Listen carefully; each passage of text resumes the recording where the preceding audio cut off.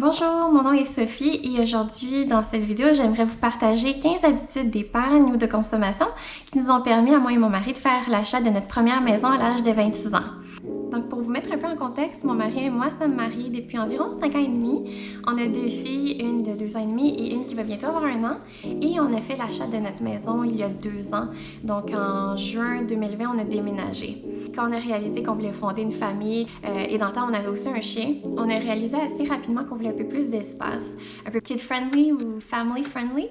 On a habité plusieurs années à Montréal, ce qui était génial en fait pour nos études et pour commencer notre carrière professionnelle.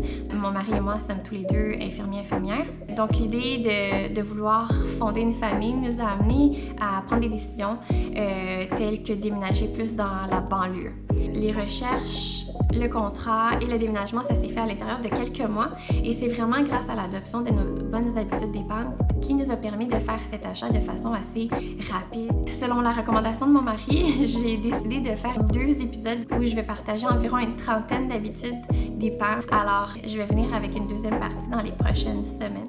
Évidemment, c'est très circonstanciel aussi. Nos habitudes évoluent, changent, on s'adapte selon les stades de vie où on se trouve. Donc, c'est sûr que je vais pas toujours suivre mon propre conseil, mais en général, c'est des habitudes qui sont quand même faciles à intégrer dans notre quotidien. Donc, sans plus tarder, je vais commencer avec mon numéro 1. Mon numéro 1, c'est que mon mari et moi, on n'a aucun abonnement, à part Costco qui est un marché alimentaire et pour lequel on a un retour à la fin de l'année qui paie pour l'abonnement. On n'a pas d'abonnement ni à Netflix, Amazon, Spotify, on n'a même pas le câble TV. Ça nous permet d'économiser en argent, mais aussi en temps. Pas vrai, on a en fait 3 abonnements, mais c'est des cadeaux de mes parents. On a 3 magazines, Table Talk, National Geographic et Chasse et Pêche. On aime beaucoup la lecture, on aime beaucoup apprendre.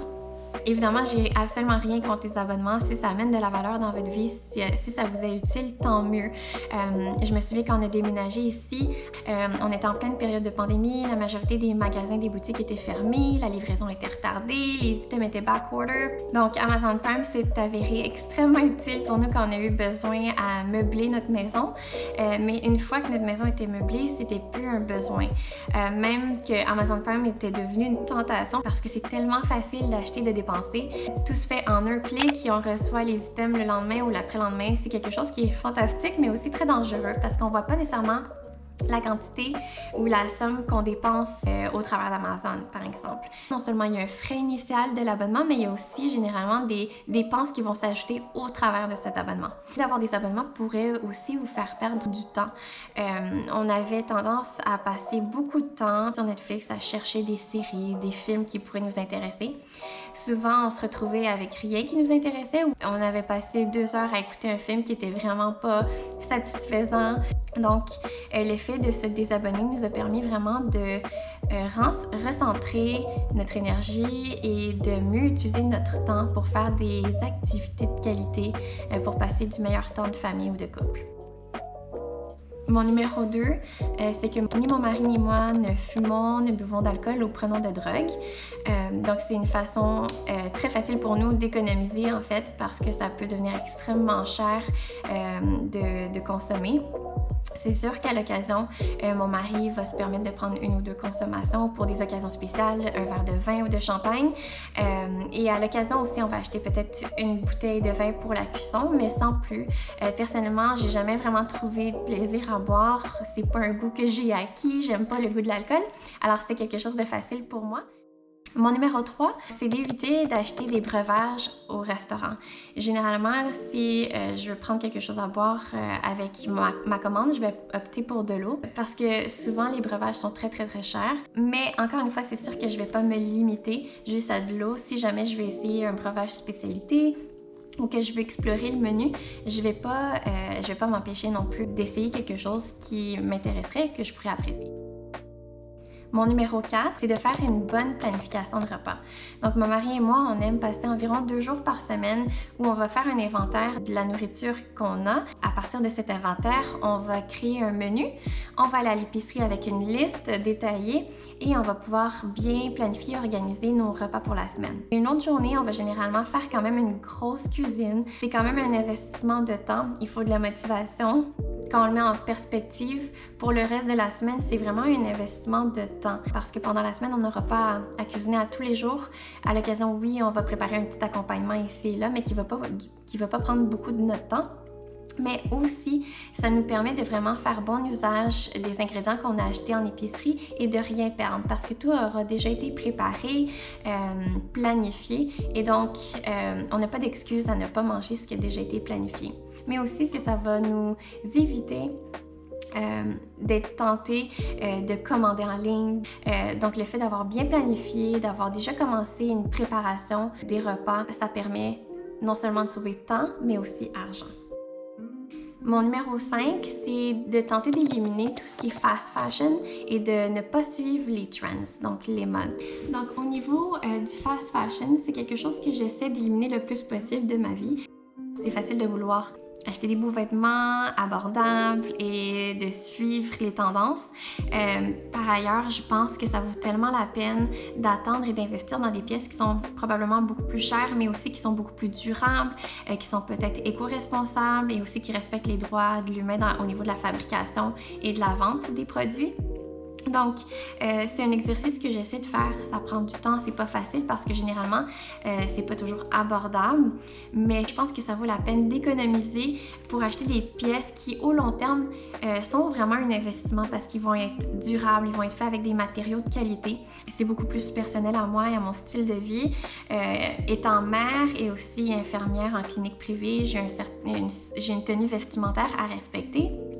Puis, pour moi, c'est beaucoup plus simple à habiller des vêtements qui ont un style plus classique. Donc, pour moi, les tendances, c'est pas très pratique au niveau de mon mode de vie. Alors, opter pour un look classique, c'est tellement facile à habiller, à agencer. Évidemment, je vais pas me tanner de mes pièces parce qu'elles ont un look intemporel.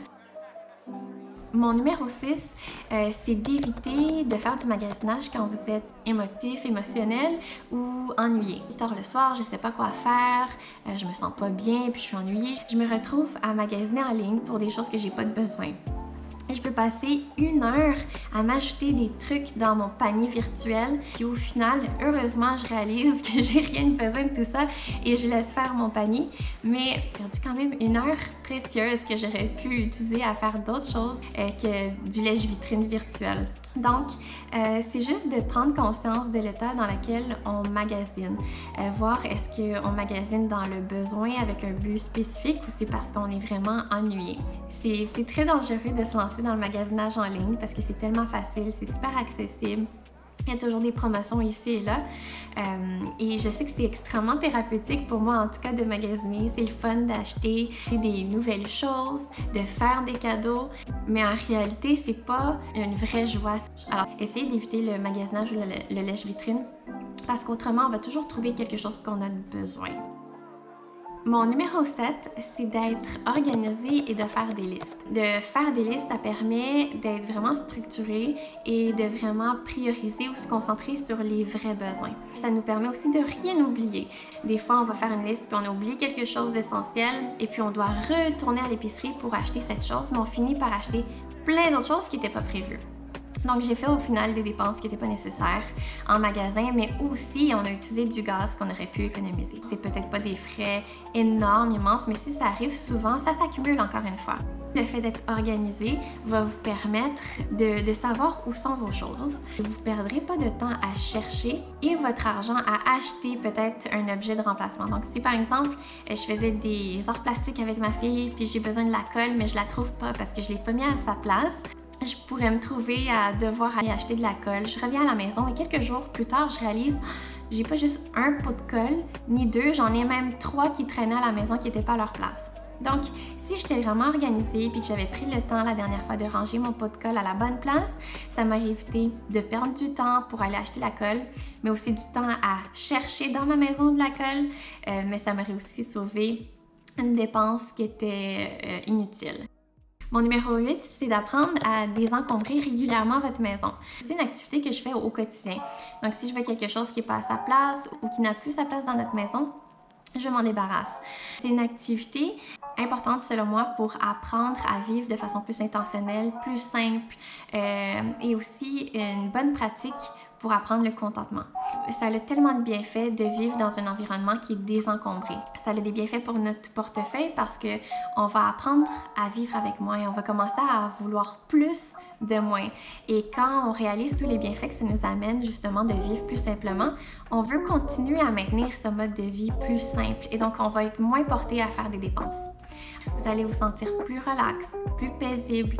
Vous allez gagner plus de temps, vous allez pouvoir passer du temps de qualité à réaliser ce qui est vraiment important dans votre vie pour vous. Et je pense que ça amène justement une pratique de simplicité, une pratique de contentement. Ça va nous permettre de nous concentrer vraiment sur les choses qu'on aime et qui ont de la valeur et qui sont importantes pour nous. Mon numéro 9, c'est très circonstanciel, mais jusqu'à ce jour, mon mari et moi, on partage une seule voiture et ça peut sauver beaucoup d'argent parce que c'est vraiment cher avoir une voiture au niveau de l'entretien, les soins de la voiture, les assurances. On a pu fonctionner avec une seule voiture. J'ai eu un travail assez flexible où pendant la pandémie, je pouvais faire des consultations téléphoniques et tout. Donc, on a pu s'arranger et on utilise au besoin le transport en commun ou la marche. Mon numéro 10, c'est que mon mari et moi, on n'avons jamais fait de paiement échelonné. Plusieurs magasins en ligne vont offrir que vous payez votre achat en plusieurs versements.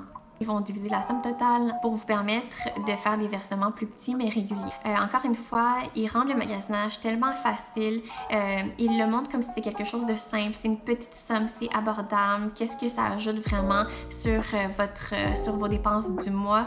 Mais en fin de compte, si vous oubliez un paiement, il y a beaucoup d'intérêts. Si jamais votre budget change, vous perdez votre emploi, je ne sais quoi, et que vous ramassez quand même à devoir continuer à payer les paiements échelonnés, mais que vous n'êtes pas capable, ça va être une dette qui va s'accumuler.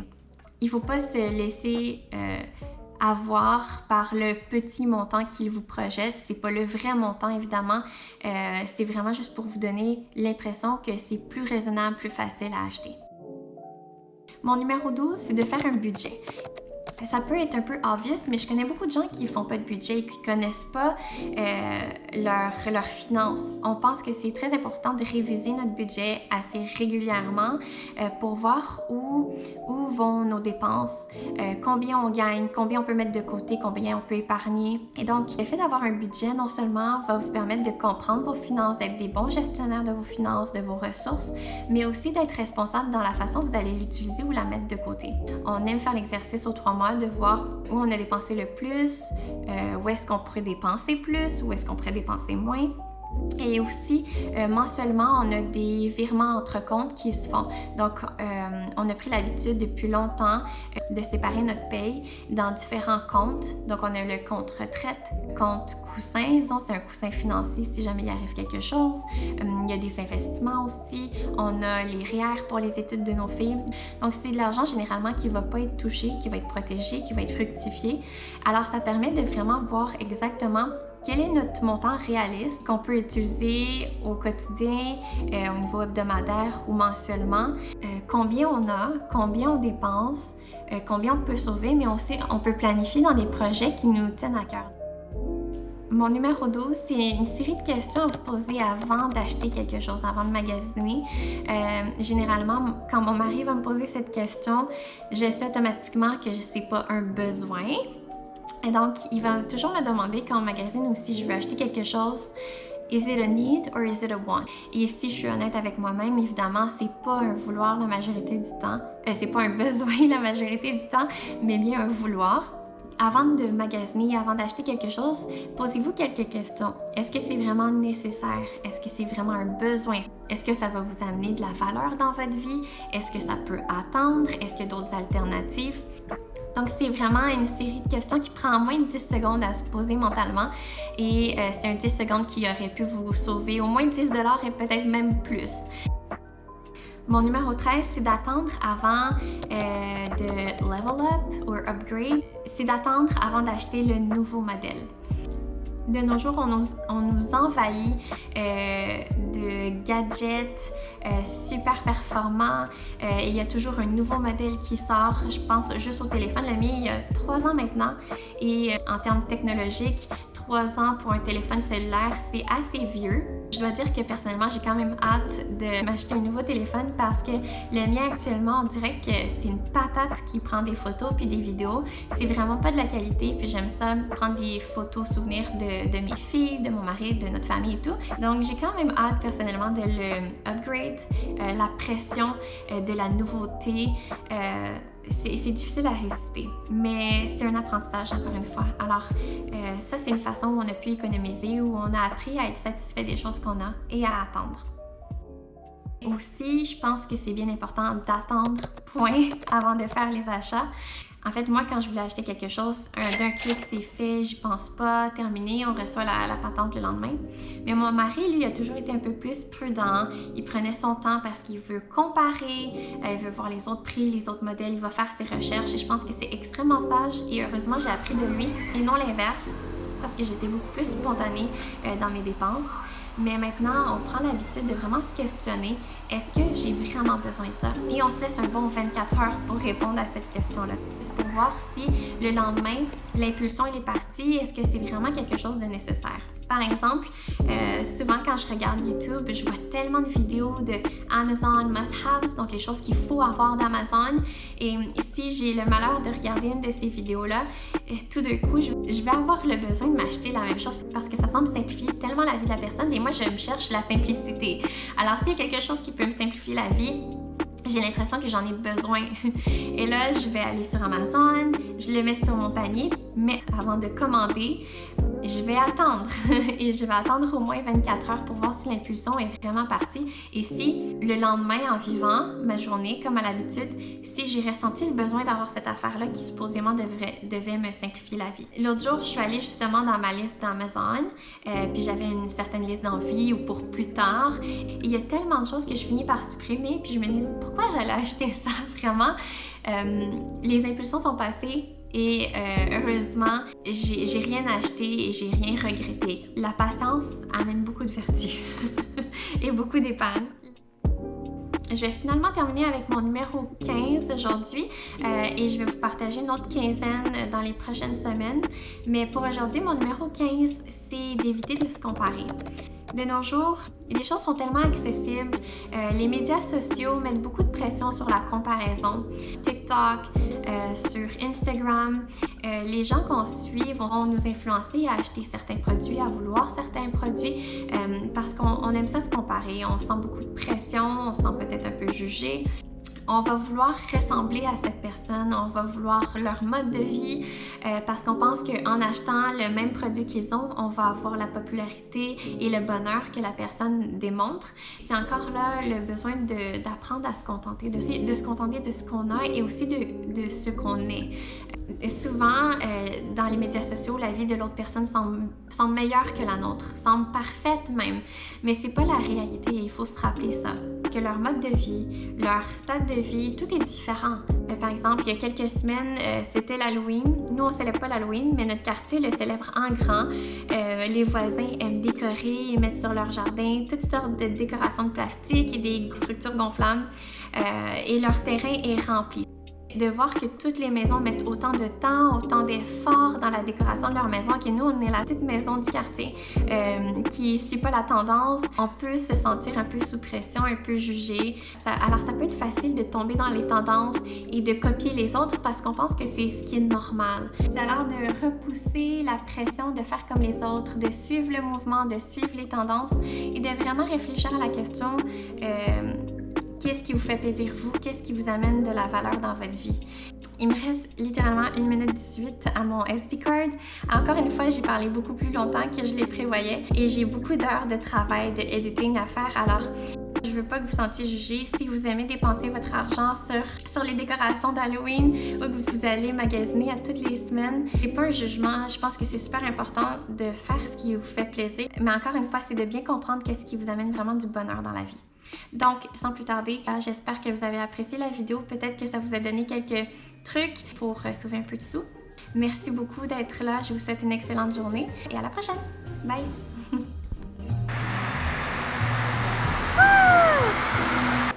Ako na ganyan. Nasasakte po ng tinis. Now,